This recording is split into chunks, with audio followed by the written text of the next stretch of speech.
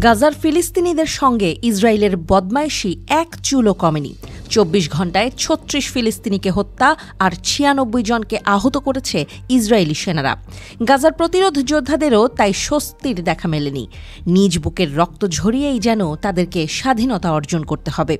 সেই মিশনের অংশ হিসেবে গাজায় ইসরায়েলি সেনাদের উপর আক্রমণ চালিয়েছে তারা। সাধারণ আক্রমণ নয়, তীব্র আক্রমণ। অতর্কিত আক্রমণ চালিয়ে ইসরায়েল প্রতিরক্ষা বাহিনীর মেরকাভা ট্যাঙ্ক জ্বালিয়ে দিয়েছে ফিলিস্তিনি প্রতিরোধ যোদ্ধারা। তারা দক্ষিণ ইসরায়েলের দিকে রকেটও ছুঁড়েছে।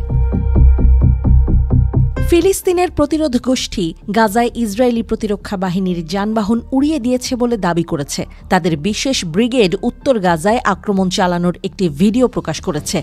সশস্ত্র ওই গ্রুপটি বলেছে যে সাফতাউই এলাকায় ইসরায়েলি সেনাদের সামরিক যানবাহন অনুপ্রবেশ করলে তারা সেগুলো টার্গেট করে। একই দিনে তারা ইসরায়েলি ভূখণ্ডের দিকে রাজুম রকেটও ছুঁড়েছে। একটি রকেটকে ইসরায়েলি বাহিনী ঠেকাতে পেরেছে বলে দাবি করেছে। শুধু গাজাতেই ইসরায়েলিরা মার খাচ্ছে এমন কিন্তু নয়। ইরাক থেকে প্রতিরোধ যোদ্ধারা আবারও ইসরায়েলকে টার্গেট করেছে। তারা ইসরায়েলে ড্রোন ছুঁড়েছে। ইসরায়েলি প্রতিরক্ষা বাহিনী তা লোহিত সাগরে বাধা দেওয়ার দাবি তুলেছে। তাদের নৌবাহিনীর ক্ষেপণাস্ত্রবাহী বোট লোহিত সাগরের ওপর দিয়ে উড়ে চলা একটি ড্রোনকে গুলি করে ভূপাতিত করেছে। ইসরায়েলি প্রতিরক্ষা বাহিনীর দাবি, ড্রোনটি ইসরায়েলের পূর্ব দিক থেকে লঞ্চ করা হয়েছিল। ইসরায়েলের আকাশসীমায় ঢোকার আগেই ড্রোনটিকে ইন্টারসেপ্ট করা হয়েছে বলে জানিয়েছে তাদের সামরিক বাহিনী।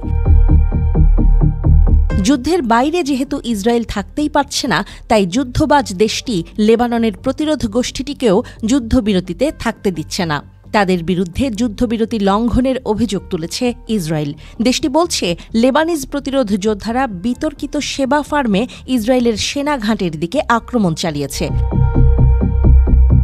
লেবাননের স্বাস্থ্য মন্ত্রণালয় জানিয়েছে, সেবায় ইসরায়েলি ড্রোন হামলায় একজন নিহত হয়েছে।